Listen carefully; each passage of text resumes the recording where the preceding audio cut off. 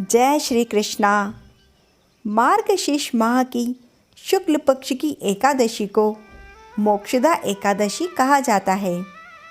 मोक्षदा का अर्थ होता है मोह माया के बंधन से मुक्त करने वाली एकादशी। इस दिन भगवान श्री कृष्ण के मुख से भागवत गीता का जन्म हुआ था। इसीलिए इस दिन को गीता जयंती के नाम से भी जाना जाता है। पूरे विश्व में श्रीमद् भागवत गीता ही ऐसा ग्रंथ है जिसकी जयंती मनाई जाती है। मोक्षदा एकादशी के दिन उपवास करने से मनुष्य इस भवसागर से मुक्त होकर भगवान के परम धाम को प्राप्त करता है। यदि किसी कारणवश एकादशी का व्रत करने में सक्षम नहीं हो तो इसकी कथा अवश्य सुनना चाहिए। इसके लिए चलते हैं हम कुरुक्षेत्र में, जहाँ पर भगवान मुरली मनोहर के मुख से एकादशी के महात्म को सुनकर महाराज युधिष्ठिर ने हाथ जोड़कर कहा, हे प्रभु, कृपया मार्गशीर्ष शुक्ल एकादशी की कथा को सुनाने की आप कृपा करें और आप इसके महत्व को भी सुनाएं। महाराज युधिष्ठिर के ये विनम्र वचन सुनकर मुरली मनोहर ने कहना आरंभ किया कि हे धर्मराज, मार्गशीर्ष शुक्ल एकादशी को तुलसी की मंजरी और धूप दीप नैवेद्य से दामोदर भगवान की विधि विधान से पूजा करनी चाहिए और कथा सुननी चाहिए। ऐसा करने से वाजपेयी यज्ञ का पुण्य फल प्राप्त होता है। इतना कहकर भगवान ने कहा, हे राजन, अब मैं आपके सामने कथा कहता हूँ जिसमें मोक्षदा के द्वारा जिस प्रकार राजा वेखानस के पिता का नरक से उद्धार हुआ था। हे राजन, एक चंपक नामक अत्यंत मनोहर नगर था जिसमें बड़े बड़े विद्वान श्रेष्ठजन रहा करते थे। उसी नगर में एक वेखानस नाम का राजा राज्य करता था, जो अपनी प्रजा का पालन बड़े धर्म पूर्वक करता था। एक दिन का वृत्तांत है। उस राजा ने स्वप्न में अपने पिता को नरक में अनेक तरह की यातनाएं भोगते हुए देखा। स्वप्न में अपने पिता की ऐसी बुरी दशा देखकर राजा को बड़ा क्लेश हुआ। शेष रात्रि को वह सो भी न सका। उसके पश्चात वे प्रातःकाल उठकर ब्राह्मणों के आगे कहने लगे, हे ब्राह्मणों, मैंने रात्रि को अपने पिता को देखा। वो अनेक तरह की यातनाएं भोग रहे थे और उन्होंने कहा, हे पुत्र, मैं अधोगति को प्राप्त हो गया हूँ, अतः मेरे उद्धार का प्रयत्न करो। हे भूदेवा, स्वप्न में इस प्रकार अपने पिता को यातनाएं भोगते हुए देखकर मैं दुखी हूँ। राजा के वचन को सुनकर ब्राह्मणों ने कहा, हे धर्मात्मा, आपका विचार उत्तम है। हे राजन, यहाँ से कुछ दूरी पर एक त्रिकालदर्शी पर्वत ऋषि का आश्रम है। आप वहाँ जाकर इस समस्या पर विचार करने का कष्ट कीजिए। वहाँ जाने पर आपकी सारी मनोकामना पूर्ण होगी। ब्राह्मणों के इन वचन को सुनकर वह धर्मात्मा राजा और ब्राह्मण अपने मंत्रियों को साथ लेकर पर्वत मुनि के पास गए।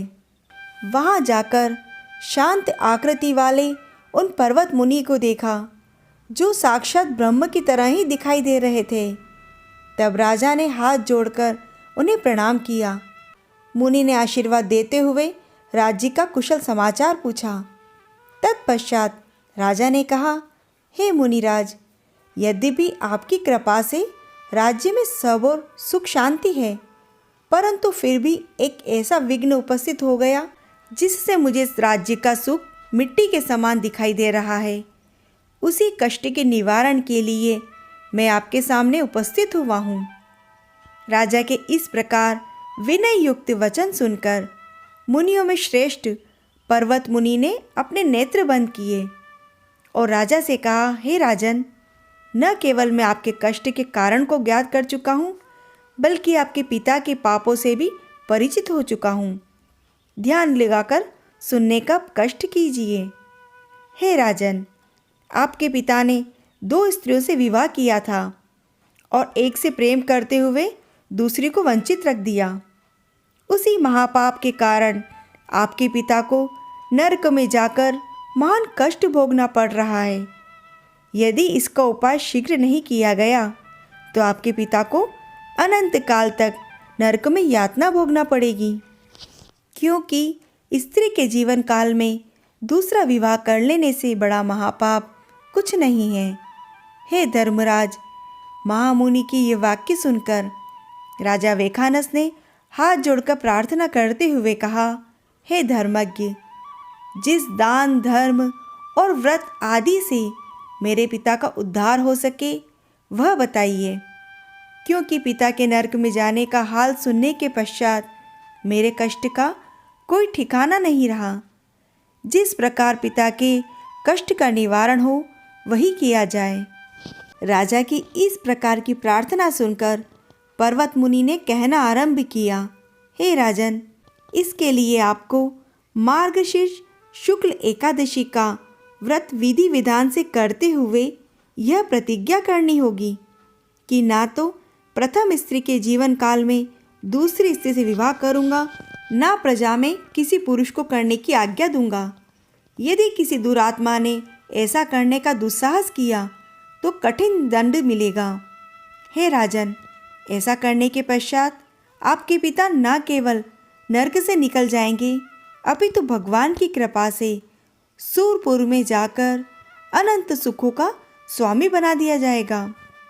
हे धर्मराज, मुनि के ये वचन सुनकर और उन्हें दंडवत प्रणाम करके राजा अपने नगर में आ गए और मुनि की बताई हुई प्रतिज्ञा करते हुए राजा वेखानस ने जैसे ही मार्गशीर्ष शुक्ल एकादशी का व्रत किया, वैसे ही उनके पापी पिता अपने पापों से मुक्त होकर उन्हें आशीर्वाद देते हुए दिव्य रूप से स्वर्ग को चले गए। अतः जो भी मोक्षदा एकादशी का व्रत करेगा वह अपने कुटुंब सहित समस्त सांसारिक सुखों का उपभोग करता हुआ अंत में मोक्ष को प्राप्त होगा। यह एकादशी मोक्ष देने वाली और मोहबंधन से छुड़ाने वाली है। मनुष्य के लिए यह चिंतामणि के समान समस्त कामनाओं को पूर्ण करने वाली है। इस एकादशी के महात्म्य को पढ़ने व सुनने से वाजपेयी यज्ञ का फल मिलता है। आने वाली एकादशी कथाओं का आनंद लेने के लिए आप इस चैनल को सब्सक्राइब करें और बेल आइकन को अवश्य दबाएं और इस कथा को लाइक व शेयर करें। यह कथा आपको कैसी लगी कमेंट बॉक्स में कमेंट करें। जय श्री कृष्णा।